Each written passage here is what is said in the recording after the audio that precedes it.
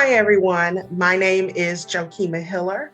Welcome to the final episode of my podcast, Your Hospitality Moment That Mentors.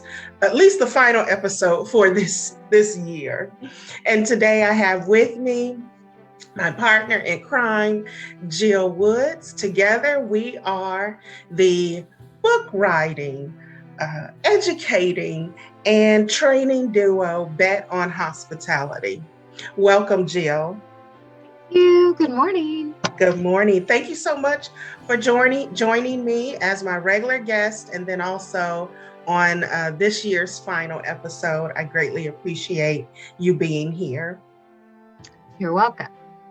All righty, so I'm going to put Jill's full bio, of course, in the notes section, but let me tell you this. Jill Woods is currently the dual director of sales for Aimbridge Hospitality in the Indianapolis Downtown market, representing both the Courtyard by Marriott at the Capitol and the Residence Inn on the Canal. All right, my dear, how have you been doing? Good. It's been a busy year and month, which is really good for our industry.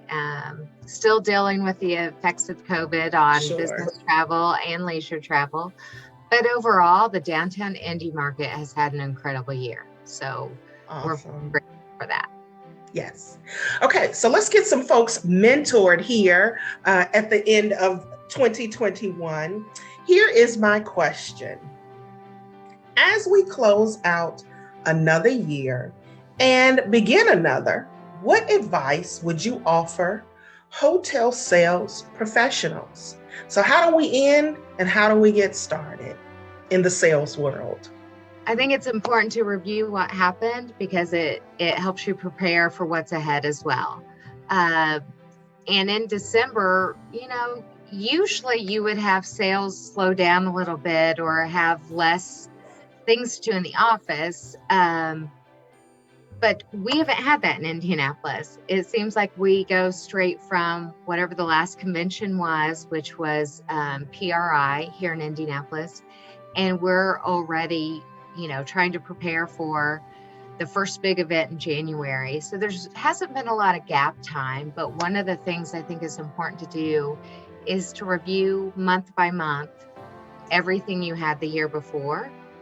Take note of what has rebooked for next year and contact those folks that have not rebooked with you yet.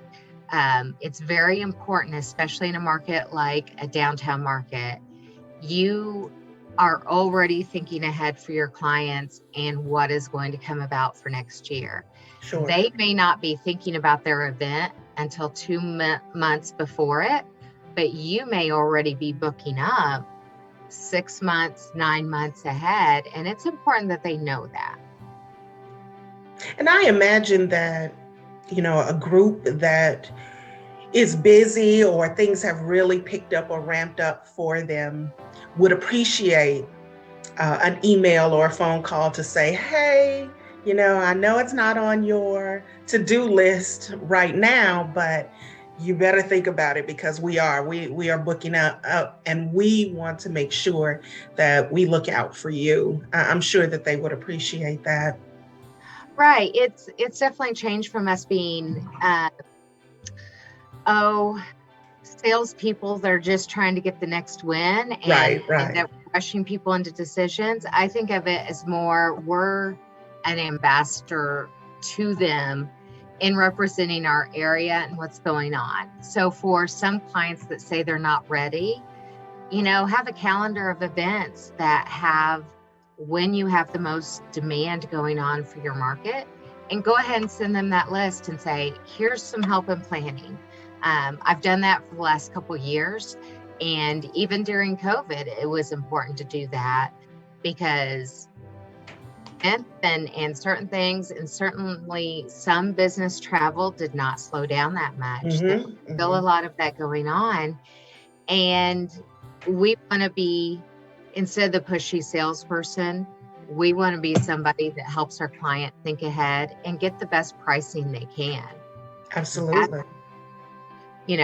that's actually the biggest part of our job is helping them know what's going on and helping them plan their budget according to what they're probably going to find in the market. Sweet deal. All right. Anything else? Not really, except December's a hard month for your operations team as well, because they don't get a whole lot of time off, and COVID cases are creeping up again, and you want everybody to stay well and healthy. So whatever you can do in the sales department to make things easier on your operations team, I always suggest that, because you can be a rock star at booking business, but if your team is not equipped to take care of it well, or they're exhausted, or you've added a lot of business that is very hard for them to operationally take care of, you keep all those things in mind, and they tend to be a much stronger team as a result when they get business that makes sense for what they can do and for what's coming ahead. So I would say definitely take care of your team. It doesn't always have to be gifts or food or what have you. Just sometimes saying, thank you, I know you're doing extra, because they're your rock star team. You can be a great salesperson, but it really doesn't matter if nobody wants to help you carry it through. I know that's right. Absolutely. All right. So there you have it, everyone. Your last mentoring moments of 2021. Within your sales department, as you end your year, you should take a look at everything that you've done over the year. Look at those groups who have not rebooked for next year, and then really take care of them. Give them a courtesy call or email to say, hey, we're booking up already. We're looking forward to 2022. And here are some dates or opportunities that we have for this coming year to rebook with us. I know that they will appreciate it. And then lastly, work with operations to take care of the employees and staff that's going to be taking care of those groups in the new year. Thank you all for listening and watching. I greatly appreciate it. Take care. Happy New Year. Happy New Year.